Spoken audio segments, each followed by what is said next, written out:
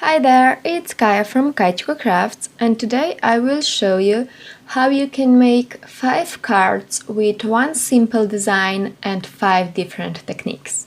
The first one isn't really a technique, but I will use pattern paper. This one is actually from MFT, and I will choose the colors in a rainbow order, so I will just pick red, orange, yellow, green, soft blue, darker blue, and then purple. I will use this small hexagon die and I will just die cut it. I will place it as I want it to be here on a card base so you can see how it will all look. I will have 2 in the left side, 3 in the middle, and then 2 on the right side. Next technique is watercoloring. I will just use my Zix and my Derwent watercolor paper and I will color in colors of rainbow. I will again use red, orange, yellow, and so on. Here you will see that I will be using my water brush, and I will make sure that I wipe out any excess color because I want my colors to be bold and actually in the color I am going for. So I will always clean out my water brush in this tissue that you can see on the left hand side. So I will just finish this off and I will again die cut it with some hexagons. And yeah, of course, this is a bit boring, that's why I will just use my fingers to make these big splotches of water. And then I will use this small brush to make some smaller splotches. And this will give it a nicer and more interesting look. And now I will just go ahead and die cut it again. I will use 7 hexagons every time.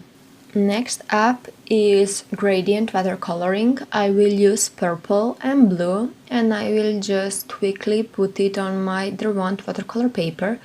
And first I will use my water brush to spread the color around, but I just needed some more water. That's why I will use big brush here. You can see that I will be adding more and more color until I get the colors I want.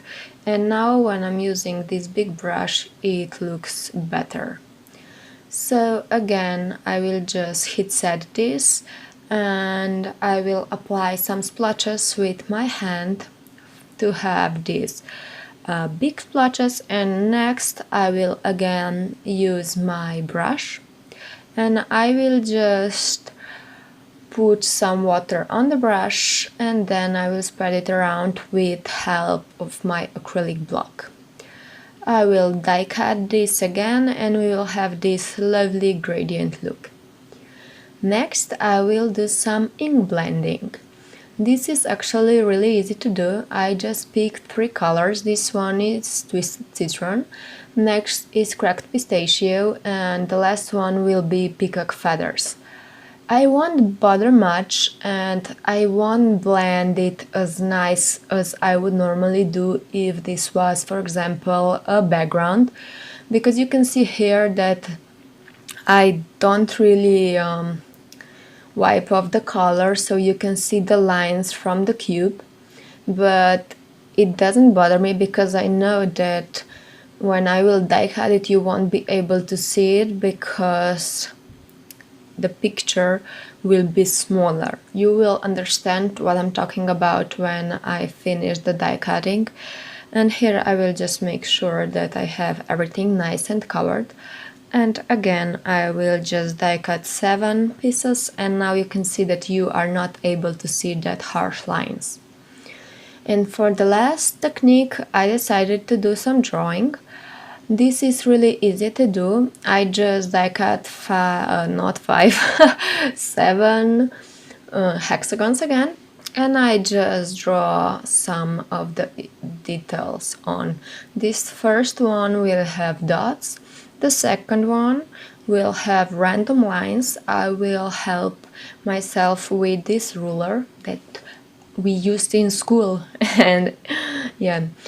now I will do some more of the lines, and that will actually be like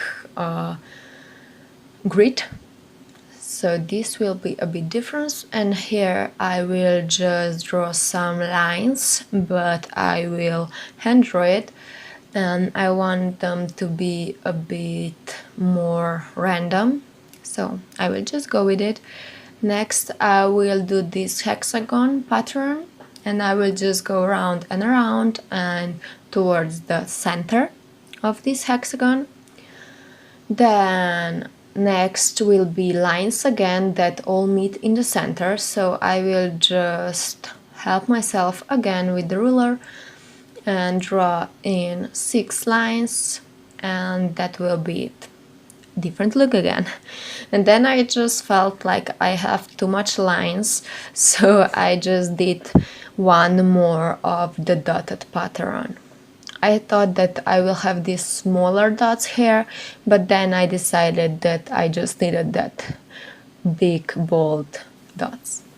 Next I will pick 5 card bases that are already scored, and I will again use my ruler, and I will make lines like a frame with my black pen around every single card base.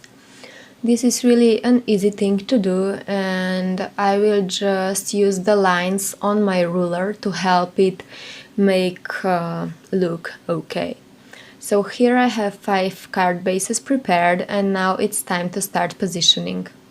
I will tape some of the hexagons down with the normal double-sided tape, and some I will pop up with my foam squares. I will use this first one as a guide to have it in the center. I will again use my ruler that you can see that has a 0 in the middle, and then it goes towards left and towards right, so you know where the middle is in this ruler. So I used the foam squares for the yellow and orange piece, and for the red, green, soft blue and dark blue I just used this double-sided tape. And again for the purple I will pop it up to have a bit more interest. Here you can see how all the card bases came together, and I will just continue with making all of these cards. I will stamp out 5 bees, and I will just simply color them in with my watercolors, so with Zix. Next I will just stamp these dots that will be on the right hand side of my bee. You will understand what I mean when I finish it. And now I will just stamp a bunch of happy, because I know that I want my sentiments to say happy birthday. So I will just stamp it, and then I will stamp birthday with my Versamark ink, that is sticky ink for embossing.